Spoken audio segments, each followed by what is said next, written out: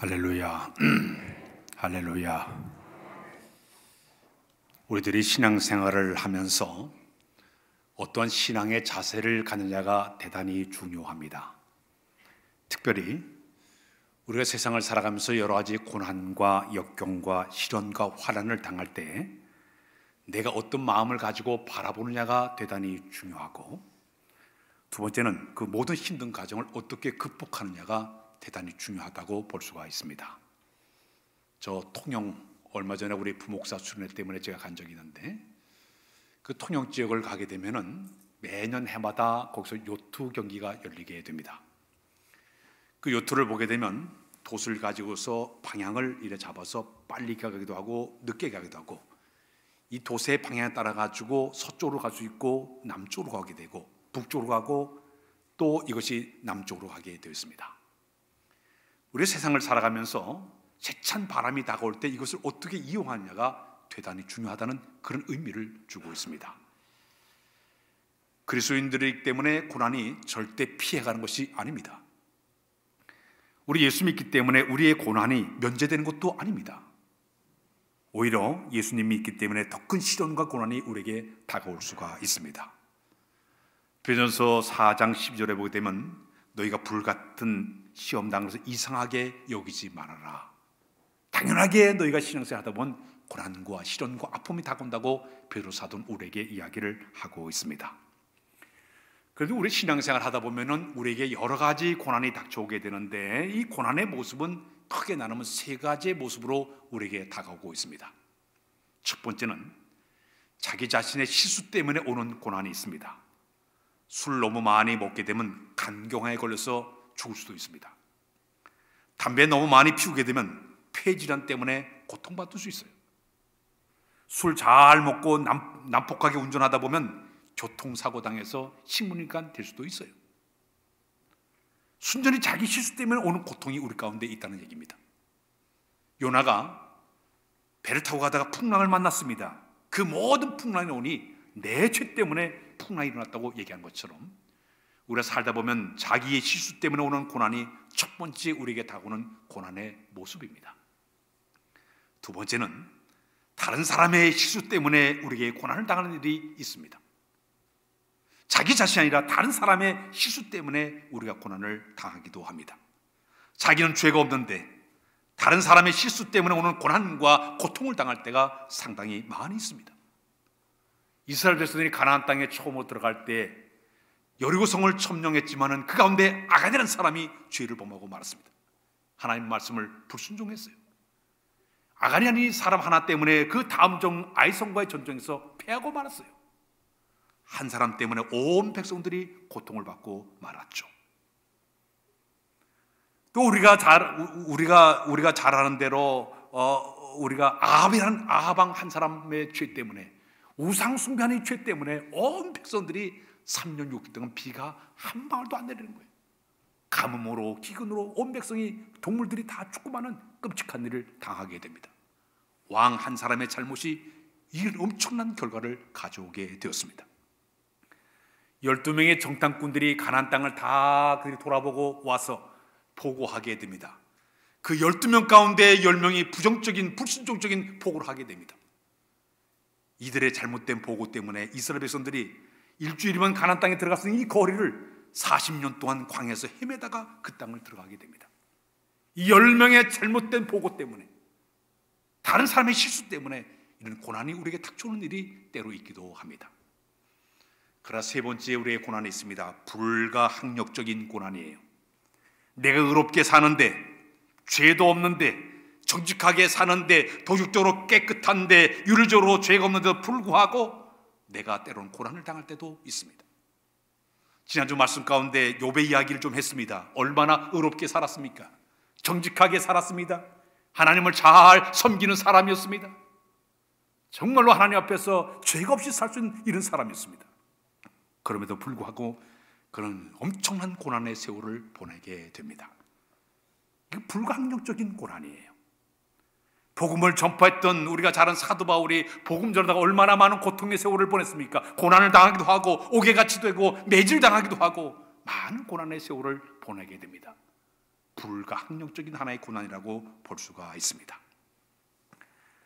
사람들은 이 고난을 당할 때 그것을 해결하기 위해서 각 종교마다 여러 가지 해결책을 내놓았습니다. 힌두교 같은 경우는 갈마리 교리가 있습니다. 이 교리는 어떤 교리인가 하면 이 사람이 지금 고난을 당하는 모든 이런 전생의 죄값으로 고난을 당한다, 이런 교리가 들어가 있습니다. 인과 응보의 교리를 이야기를 하고 있습니다. 네가 당하는 고난은 죄 때문이야. 이것이 바로 힌두교의 교리 가운데 들어가 있습니다. 불교를 가게 되면 열반의 교리를 갖춥니다. 열반이라는 의미는 촛불을 끄듯이 꺼버린다, 그런 뜻을 가지고 있습니다. 네가 이 모든 고통을 이기는 비결은 욕망을 버리게 되면 내 모든 고통이 사라진다, 그런 의미를 가르치게 됩니다. 그들은 현실을 도피하고 욕심을 버리기 위해서 끊임없이 노력하면서 고난을 이겨내기도 합니다. 이슬람 회교도 같은 경우는요, 제가 제 아랍 지역에 가서 그 사람들 인사하는 법을 보면 그들은 이렇게 인사합니다. 인샬라, 인샬라, 그렇게 인사해요. 인샬라는 이 말의 의미는 알라의 뜻대로 되어진다, 그런 말이에요. 모든 것이 알라의 뜻이다, 그렇게 인사를 그들이 하게 됩니다. 이런 방법으로 그들의 고난과 역경을 이겨내기도 합니다.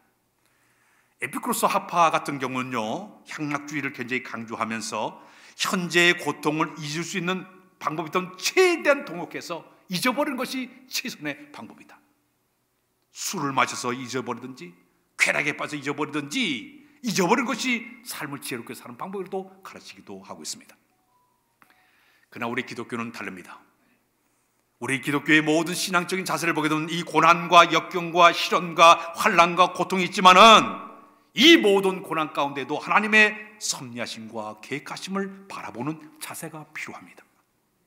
고난 자체만 바라본 것이 아니에요. 고난 뒤에 있는 새로운 것을 바라보고 하나님의 계획하심과 뜻하심을 바라보는 것이 기독교의 진리라고 볼 수가 있습니다. 여기에서 하나님의 계획이 있겠지, 하나님 뜻이 여기에 들어있겠지, 하나님 놀라운 섭리가 그곳에 들어있겠지, 이것이 바로 기독교인들이 바라보는 하나의 시선이라고 볼 수가 있습니다. 대부분 그리스도인들도 고난이 닥쳐오게 되면 대부분 소극적으로 대하는 사람들이 굉장히 많이 있습니다. 그런데 성경은 소극적인 것보다는 적극적인 것을 대단히 강조를 하고 있습니다. 우리 성경을 한번 읽고 넘어갑니다. 베드로전서 4장 13절의 상반절 시작. 오히려 너희가 그리스도의 고난에 참여한 것으로 즐거워하라. 마태복음 5장 10절에 보면 이런 말씀 시작. 의뢰하여 핍박을 받는 자는 복이 있나니 천국이 그들의 것임이라. 디모데후서 3장 12절에 또 시작. 무릇 그래서 예수 안에서 경건하게 살고자 하는 자는 박해를 받으리라. 사도행전의 14장 22절 하반절에 보게 되면 이런 말은 시작. 우리가 하나님의 나라에 들어가려면 많은 환난을 겪어야 할 것이니라 하고, 신명기 31장 6절에 보게 되면 이런 말씀이 있어 시작. 너희는 강하고 담대하라. 두려워하지 말라. 그들 앞에서 떨지 말라. 이런데 하나님 여호와 그가 너와 함께 가시며 결코 너를 떠나지 아니하시며 버리지 아니할 것임이니라 하고, 성경을 보게 되면 환난과 고난이 닥쳐올 때 위축되거나 절망에 빠지고 낙심하고 절망하는 것이 아니라 성경은 이상하게 끊임없이 즐거워하라고 그래요. 담대하라고 그러고 있습니다. 심지어 박해받는 이 자체가 복이 있다고도 얘기하고 있습니다. 쫄지 말라고 얘기하고 있습니다. 두려워하지 말고 놀라지 말라고 계속적으로 성경은 이야기하고 있어요. 왜 그럴까요? 영국의 옥스퍼드대 캠브리지 대학 교수였던 루이스라는 분이 계십니다. 이분은 고통신학자로 유명하신 분인데, 그분이 책 가운데 이런 얘기했습니다. 환난을 가르쳐서 이렇게 얘기했습니다. 변장된 축복이다. 따라서 할까요? 변장된 축복이다. 축복, 변장해가지고 우리에게 다가오는 축복이라고 그분이 이야기를 했어요. 환난 자체가 목적이 아니라 그 환난을 통해 주시는 하나님의 축복의 역사가 있다는 사실을 네가 믿으라는 얘기예요. 과거에 적극적인 사고방식을 이렇게 사람들에게 아주 정신적 동기유발을 시켰던 미국의 유명한 목사님이 한 분이 계십니다. 로버트 슐러 목사님이세요. 전 세계를 다니면서 많은 사람이 정신적인 이런 그 동기를 유발시킨 적극적인 신앙을 가져라, 이걸 굉장히 강조했던 그런 분이었죠. 수년 전에 우리 한국에 와서 집회하는 도중에 갑자기 전화를 받았습니다. 그 내용이 뭐냐면 13살 자기 딸 캐롤이 교통사고가 났습니다. 딸이 오토바이를 타고 가다가 자동차와 확 부딪혔어요. 그 소식을 접하니까 목사님이 얼마나 당황했겠습니까? 자기는 적극적인 사고방식을 갖다 사람들에게 설교를 하는 목사인데 뭐든 항상 웃음 가운데 설교하고 어두운 그자가 전혀 없다고 강조했던 목사님인데 막상 자기가 이런 일을 당하니까 얼마나 마음에 여러 가지 당황을 했겠습니까? 집회를 마친 다음에 미국에 도착해서 보니까 이미 딸은 태어났는데 보니까 다리가 이미 부부가 되고 말았습니다. 자기의 사랑하는 딸이 부부가 되고 말았어요. 1년도 안 지나면서 자기 부인 아벨라마저도 유방암에 걸리고 말았습니다. 자기는 세계적으로 다니면서 열심히 복음을 전하고 있는데 지금 자기 가정에 이 딸에게 아내에게 닥친 고난을 보니까 기가 막힌 거예요. 그런데 이 목사님은 그 과정을 거쳐나가면서 새로운 3가지의 진리를 그가 발견하게 되었습니다. 첫 번째는 모든 것을 그냥 인정하자. 이 부부된 딸, 암에 걸린 이 모든 아내의 모든 것 내가 그대로 수용하자, 인정하자. 이것을 깨달았고요. 두 번째는 하나님께서 내 인생의 모든 계획자가 되시고 인도자가 되는 그 사실을 굳게 믿는 믿음을 갖게 되었습니다. 하나님은 반드시 선한 길로 인도해 주겠지. 다시 할까요? 하나님은 반드시 선한 길로 인도하신다. 고백을 했습니다. 마지막에 그는 전적으로 하나님을 의지하는 마음을 가졌습니다. 이 불구화된 딸, 암에 걸린 부인도 하나님 이 맡아서 주관하셔서 이 모든 현실 가운데도 하나님은 절대 의지하는 그 믿음을 배웠다고 그런 소개를 하고 있습니다. 서양의 내려온 속담 가운데 이런 말이 있습니다. 흐르는 시냇물 안에 돌들을 치워버리게 되면 시냇물 소리를 들을 수가 없다. 그런 말이 있습니다. 졸졸졸졸 시냇물을 흐르는 소리를 들으려면 그 속에 돌멩이가 있어야만이 노래소리를 듣는다는 얘기입니다. 오히려 이 모든 이 고난의 역경 속에도 이 돌 같은 것이 있다 하더라도 아름다운 노래소리를 듣는 것처럼 그 속에도 어떤 의미가 들어있다는 얘기입니다. 아라비아 나라의 속담 가운데 그런 말이 있습니다. 햇볕이 나는 것은 누구나 다 좋아하나 햇빛만 계속되게 되면 사막으로 변할 수밖에 없을 것이다. 죽음의 땅이 될 수밖에 없을 것이다. 그러나 비가 내리고 바람이 불고 이런 모든 상황을 통해서 그 땅이 사막이 되지 않고 식물이 되는 과정이 있다는 것을 이야기를 하고 있습니다. 우리 사람들은 세상을 살다 보면은 이런 고난과 시련과 어려움을 당하게 되면 3가지의 태도가 나타나게 된다고 합니다. 첫 번째 사람은 천여 명의 사람이에요. 고난 앞에 그저 푹 주저앉아서 비관하고 낙심하고 절망하는 사람이 첫 번째 사람이에요. 두 번째 사람은 도피형의 사람입니다. 일단 위기만 벗어나자 냉소적이고 방관적인 자세를 가지고 도피형의 스타일의 사람이 있습니다. 세 번째 사람이 있습니다. 돌파형의 사람입니다. 지지저이고 도전하는 마음을 가지고 그 상황을 뛰쳐나가면서 이겨나가는 돌파형의 사람이 있습니다. 여러분들 이 3가지 가운데 어떤 스타일의 모습을 가지고 신앙생활을 하고 있습니까? 성경이 요구하는 사람은 돌파형의 사람이에요. 적극적으로 진취로 도전하는 것이 바로 성경이 우리 가르치는 하나의 진리라고 볼 수가 있습니다.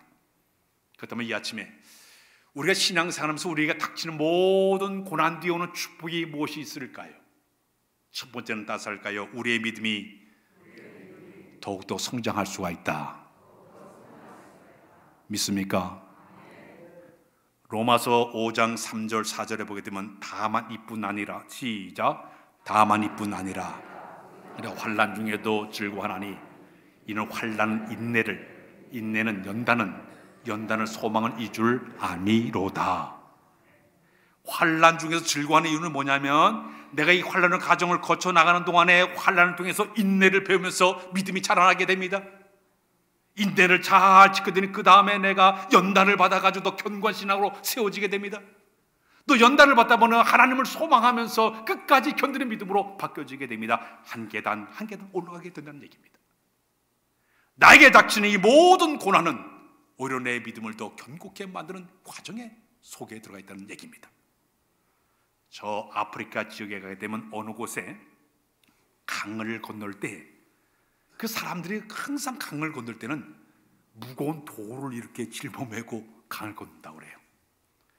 아니 왜 사람들이 왜 그 무거운 돌을 쥐고 건너갈까 봤더니 그 이유는 물살이 너무 세기 때문에 몸이 또 내려가다 보니까 무거운 돌을 갖다가 이래 허리에 묶고 이 어깨에 매게 되면 안 뛰어나가니까 그걸 짊어지고 강을 건너게 된다고 합니다. 성도 여러분, 우리도 신앙생활 가운데 각자 자기의 목에 태인 십자가들이 다 있어요. 가정의 문제, 직장의 문제, 신앙의 문제, 영적인 문제, 수많은 무거운 짐을 다 짊어지고 우리가 신앙길을 걷고 있습니다. 그런데 이 무거운 짐을 우리가 걸어가면서도 이 무거운 짐을 견뎌나가다 보면 나도 모르는 가운데 세상의 모든 물살이 거센 물질이 다가온다도 견딜 만한 힘이 우리에게 주어지게 된 줄로 믿습니다. 마귀가 수없이 우리를 시험한다 하더라도, 넘어지게 한다 하더라도 무거운 짐을 다 달게 지고 걸어가는 것, 이것이 우리의 신앙의 모습이 되어야 될 줄로 믿습니다. 다윗이 15살에 하나님의 부름받아 왕이 될 것으로 예고를 했지만은 그는 15살에 부름받은 후에 17년의 세월 가운데 엄청난 고난의 세월을 보내게 됩니다. 끊임없는 훈련을 받습니다. 하나님 의지하는 훈련, 순종하는 훈련, 늘 하나님께 서 있다는 그 신앙을 계속적으로 유지하면서 그 모든 과정을 거쳐내요.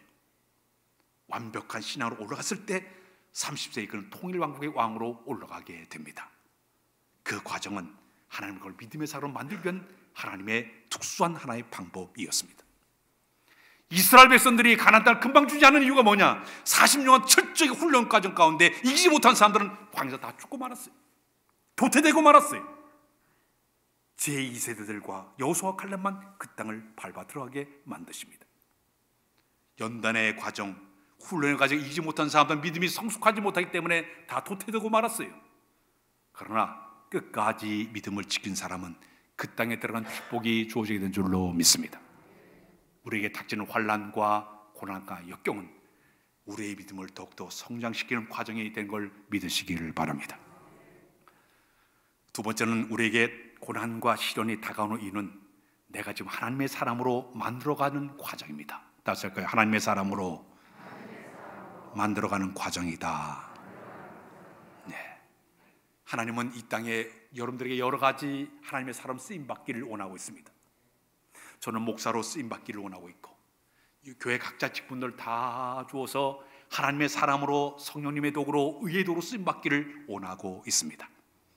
그런데 그냥 쓰시기보다는 그 사람이 환난과 고난과 역경의 과정을 거쳐나가면서 견고한 믿음이 서 있는 것을 보시고 때가 되자 그를 갖다 들어쓰신 것이 바로 하나님의 방법입니다.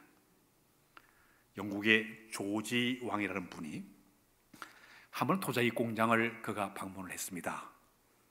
2개의 꽃병이 있는데 같은 원료를 사용해서 같은 모양, 같은 무늬를 그려놨는데 한쪽에 있는 그릇은 아주 윤기가 반짝반짝 윤이 나요. 생동감이 있어 보여요.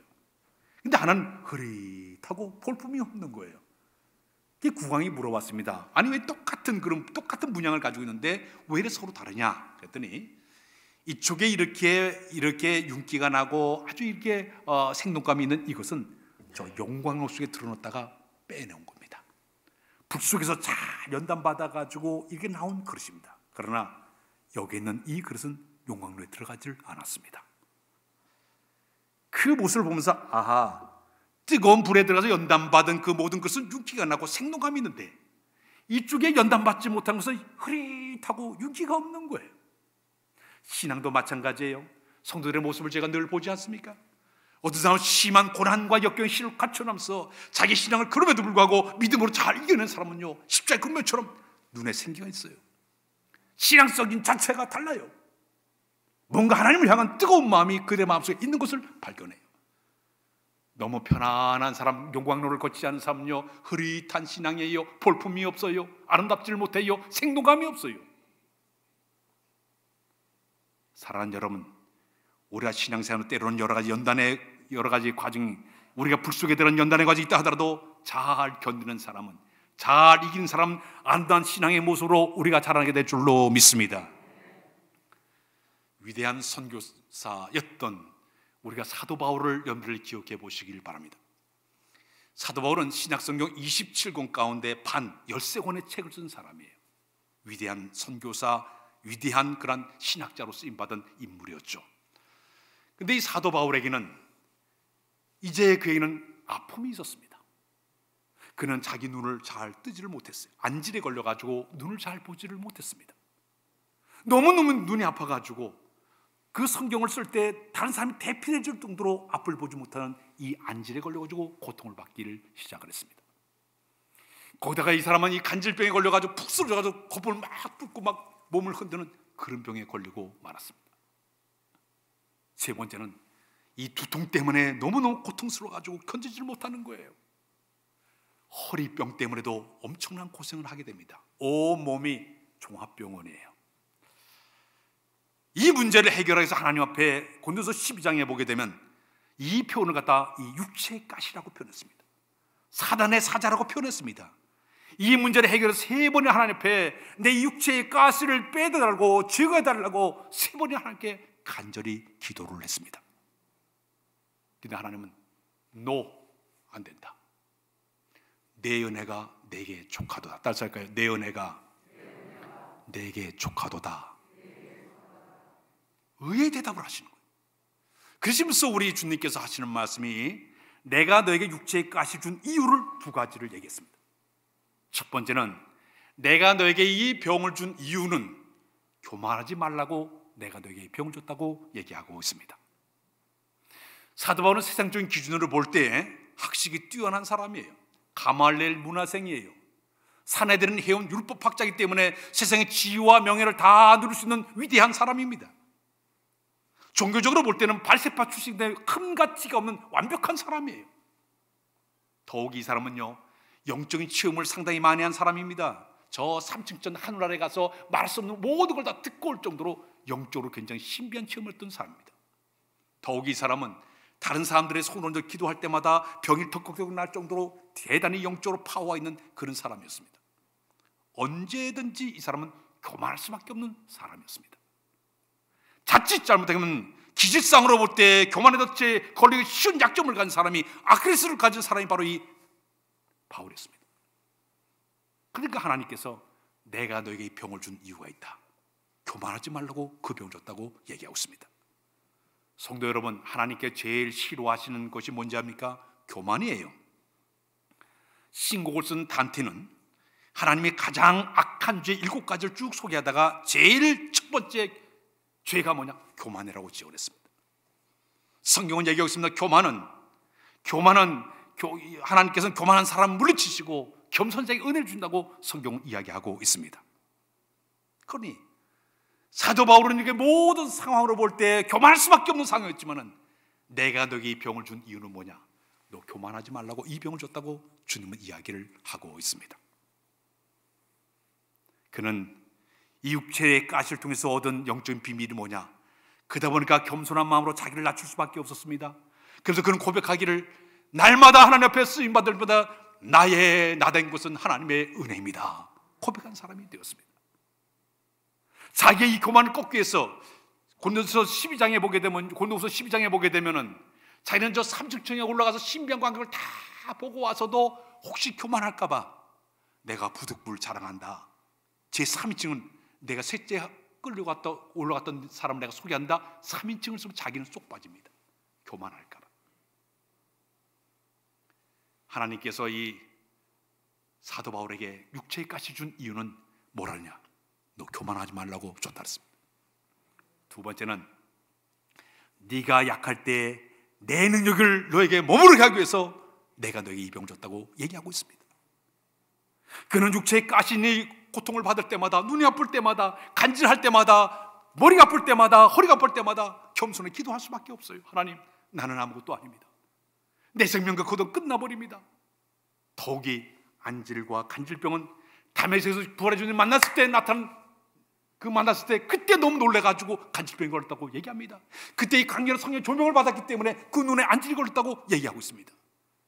그는 고통받을 때마다 담에서 만난 부활의 주님을 기억하니까 겸손할 수밖에 없었어요. 나는 아무것도 아닙니다. 나는 부족한 사람입니다. 철저하게 내려갔습니다. 병든 자기 자신을 통해서, 약한 자기 자신을 통해서 하나님의 역사의 영적인 것을 체험한 사람이 바로 사도 바울이었습니다.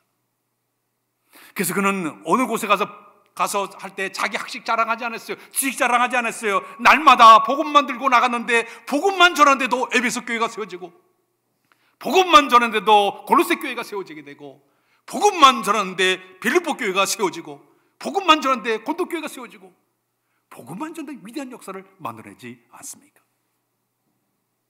이 사도 바울이 빌립보가 가졌을 때 찬송하고 기도만 했는데도 옥토가 흔들리고 옥문이 열려지고 착곡 불린 역사를 경험한 줄로 믿습니다.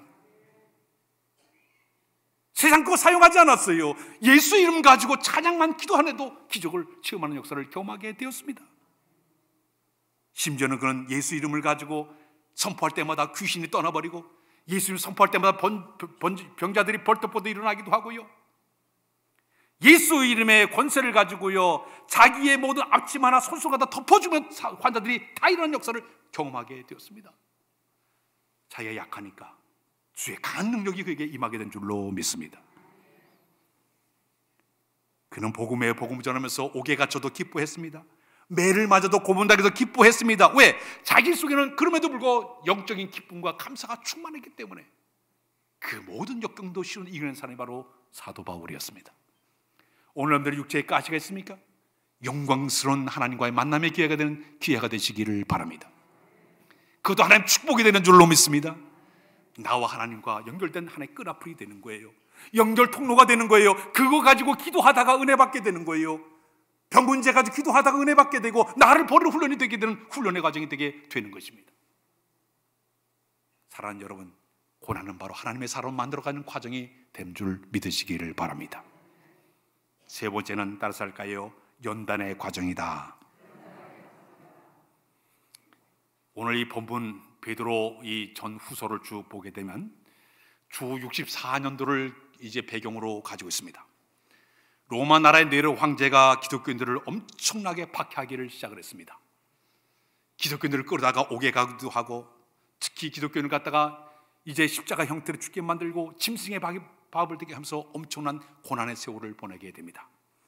이 당시에 이 모든 기독교인들이 도저히 로마 나라에 살 수 없다 보니까 5개의 소아시아 지역에 흩어져서 그들이 신앙생활을 하게 됩니다. 그들의 가정을 보게 되면 에페소 지역에 숨기도 하고 갑바도기아, 안디오, 라오디게아 사방에 숨어서 그들의 신앙을 지켜가기를 시작을 했습니다. 그래서 이 사도 베드로는 그들에게 편지를 쭉 보내면서 이런 내용을 얘기하고 있습니다.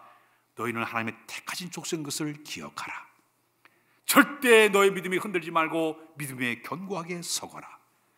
너희가 불같은 시험이 있다 하더라도 이 모든 시험을 잘 이겨내게 되면 저 하늘에 아름다운 보상이, 선물이 있다는 사실을 굳게 믿고 견뎌내라. 이렇게 권면을 하고 있습니다.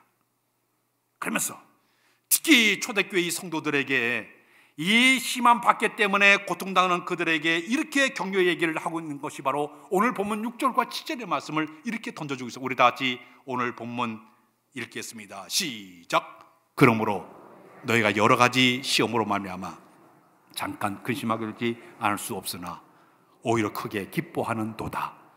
너의 믿음의 확실한 불로 연단하여도 없어질 금보다 더 귀하여 예수 그리스도께서 나타나실 때에 칭찬과 영광과 존귀를 얻게 하려 할 것임이니라. 여기 보니까 너희가 이 실현당하는 이 모든 것을 하나님께서 너를 갖다가 지금 너 같은 불 같은 시험을 당하는 연단의 과정이라고 얘기하고 있습니다. 연단의 과정이라고 얘기하고 있어요. 여러분들 금이 요즘 굉장히 비싸지 않습니까? 금 하나를 만들려고 하면요 용광로에 집어넣어 가지고 거기서 3개의 용광로를 거친다고 그래요. 1000도에서 용광로를 거치게 만들고 2000도, 마지막 3000도까지 가면서 그 용광로에서 모든 재련을 한 다음에 금이 나오게 되는데, 동광석가 한 500톤을 집어넣게 되면 마지막에 금이 나오는데 1kg밖에 나오질 않는다고 그래요. 그 재련 과정을 보게 되면 뜨거운 용광로에서 집어서 막 불을 태우다 보면은 이 금은 비중이 높기 때문에 아래로 깔아앉아요. 그러나 모든 불순물은 딱 떠올라가지고 완전히 싹 사라져버립니다. 그런데 이 재련 과정 가운데 조그만 먼지만 불순물이 들어가게 되면 순금을 만들어내지 못한다고 그래요. 그래서 이 과정 가운데 순금을 만들어가지고 간진해가지고 잘 재련하게 되면 이 순금은 얼굴이 거울처럼 보일 정도로 굉장히 아주 이 모습이 바뀌어지게 돼요. 99.9% 순금이라고 이렇게 나오게 된다고 합니다. 사랑하는 여러분, 우리가 성경에서 믿음을 갖다가 소개할 때마다 금 같은 믿음이라고 얘기합니다. 불같은 시험 많으나 겁내지 맙시다. 금보다 귀한 믿음은 잠복에 되도다. 금보다 더 귀한 믿음이라는 소개를 하고 있습니다. 불같은 시험이 다가온다 하더라도 그럼에도 불구하고 잘 재련되어지고 그러면서 철저하게 잘 수단 어려움을 견뎌낸 다음에 나오는 빛나는 아름다운 그 모습을 갖다가 저 사람은 금 같은 믿음, 아름다운 믿음을 소유했다고 우리가 소개하고 있습니다. 성경을 보게 되면 욥기 23장 10절에 이런 말씀입니다. 우리 다 같이 읽겠습니다. 욥기 23장 10절 시작. 그러나 내가 가는 길을 그가 아시나니 그가 나를 단련하신 후에는 내가 숭고같이 되어 나오리라. 잠언 17장 7절에 이런 말씀이 있습니다. 시작. 도가니는 은을, 풀무는 금을 단련하니와 여호와는 마음을 연단하시느니라. 야고보서 1장 2절로 4절의 말씀을 또 묵상. 시작. 내 형제들아, 너 여러 가지 시험을 만나거든 온전히 기쁘게 여기라. 이는 너의 믿음의 시련이 인내를 만들어낸 줄을 너희가 알미라. 인내를 온전히 이루라. 이는 너희를 온전하고 구비하여 조금도 부족함이 없게 하려 함이니라. 사랑하는 여러분, 신앙생활 하다 보면 많은 고난과 역경은 연단의 과정이에요. 그 연단의 과정을 거쳐나가면서 내 마음속에 육신의 정욕과 이생의 자랑과 암흑의 종의 불순물이 다 사라져버리고 점점 내가 견고한 정과 같은 믿음으로 내 믿음이 바뀌어지는 역사, 고난 속에 견딘 자들에게 주신 축복이 되는 줄로 믿습니다. 우리 하나님은 이 금같이 값진 믿음을 소유한 사람을 기뻐하시고 그를 통해서 하나님의 거룩한 교회에 거룩한 도구로 사용하십니다. 그 모든 어려운 과정을 극복한 사람의 신앙을 귀하게 보시고 그를 통해서 영광을 받으시고 그를 위대한 자로 쓰임받도록 인도하신 분이 바로 우리 하나님이세요. 변질되거나 오염된 신앙은 절대 허락을 입질 않아요. 하나님께서 순금같이 정금같이 깨끗한 그런 신앙을 가진 사람을 통해서 영광을 받으시고 그를 도구로 사용하시 바로 하나님의 방법입니다. 바벨론 나라에 포로로 끌려갔던 다니엘의 세 친구 사드락과 메삭과 아벳느고, 금은 신상 앞에 절하지 않는 이유 때문에 마침내 뜨거운 풀무벌에 들어가지 않았습니까? 그런데 그들은 이 뜨거운 풀무벌에 들어가면서도요 전혀 그 위협 앞에 굴복하지 않았습니다. 다니엘 3장 17절로 18절에 보면 이런 말씀이 있는데 우리 시작. 왕이여, 우리가 섬기는 하나님이 계시다면 우리를 맹렬히 타는 풀무 가운데서 능히 건져내시겠고 왕의 손에도 건져내시리이다. 그렇게 하지 아니하실지라도 왕이여, 우리가 왕들의 신들을 섬기지도 아니하고 왕이 세우신 금은 신상 앞에 절하지도 아니할 줄을 아옵소서. 뜨거운 풀무반에도 그렇지 아니하실지라도 내가 견뎌내겠다는 얘기예요. 결과적으로 신앙의 절개지다 그들이 마침내 풀무불에 들어갔습니다. 7배 더 뜨겁게 만들었어요. 그들을 체포 끌어가지고 들어간 사람들이, 이 군인들이 다 죽을 정도로 엄청 뜨거운 불이었습니다. 그러나 그 속에 들어갔는데 기가 막힌 일이 벌어졌습니다. 전혀 그들은 죽지 않았습니다. 뭘 또 하나 걸리지 않았습니다. 옷에 전혀 타는 냄새가 나지도 않았습니다. 3명이 들어갔는데 거기에 1명도 우리 주님이 그곳에 함께 하신 줄로 믿습니다. 함께 뛰놀았다고 되어 있어요. 이사야 43장 2절 3절에 보면 이런 말씀이 있습니다. 시작. 내가 물 가운데로 지날 때에 내가 너와 함께 할 것이라. 강을 건널 때 물이 너를 침몰하지 못할 것이며 내가 불 가운데로 지날 때에 타지도 아니할 것이요 불꽃이 너를 사르지도 못하리니 대전하는 여호와 내 하나님이요 이스라엘의 거룩한 이요 내 구원자이니라. 내가 애굽을 너의 속량물로 그 수와 수발을 너를 대신하여 주었노라. 불 속에 들어가서도 꿋꿋한 신앙으로 승리했던 사드락과 메삭과 아벳느고의 신앙, 정과된 신앙이시기 때문에 견뎌낸 줄로 믿습니다. 이 아침에 우리도 이런 신앙이 필요한 줄로 믿습니다. 어떤 고난과 역경이 다가와도 흔들리지 아니하고 내가 주님만을 바라보고 넉넉히 승리하는 믿음, 정 같은 믿음이 우리 가운데 있기만 하면 이 모든 고난도 이겨내게 될 줄로 믿습니다. 찬양 하나만 끝을 맺습니다. 오늘 찬양 한 불로 왜 나만 겪는 고난이냐고 우리 한번 불러봤습니다.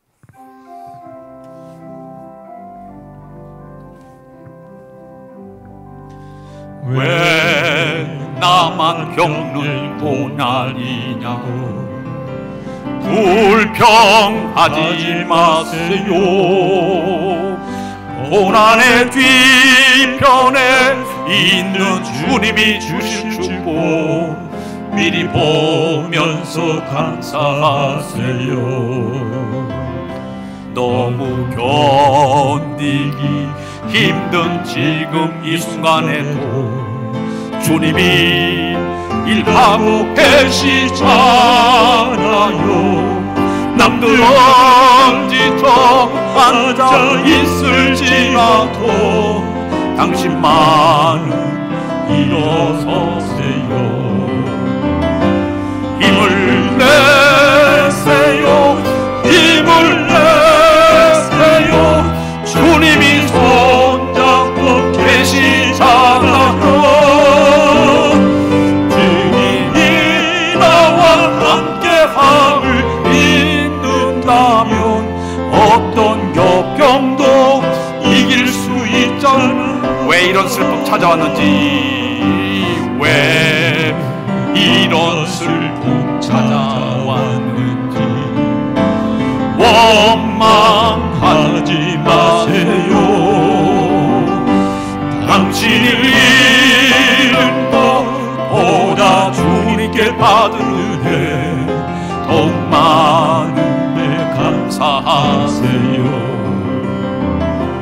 너무 견디기 힘든 지금 이 순간에도 주님이 일하고 계시잖아요. 남들은 지쳐 앉아 있을지라도 당신만은 일어서세요. 힘을 내세요. 힘을 내세요. 주님이 손잡고 계시잖아요. 주님이 나와 함께함을 믿는다면 어떤 고난도 견딜 수 있잖아요. 기도합니다. 하나님, 삶 속에 여러 가지 고난과 역경과 시련에 당한다 하더라도 당황하지 않도록 도와주시고 우리 주 믿음을 선물을 가지고 넉넉히 이기는 우리 모두가 되도록 인도하여 주옵소서. 하나님의 사람을 만들어가는 이 과정을 잘 견뎌내서 귀하게 쓰임받는 우리 모두로 인도하여 주옵소서. 예수 그리스도의 이름으로 기도하옵나이다. 아멘.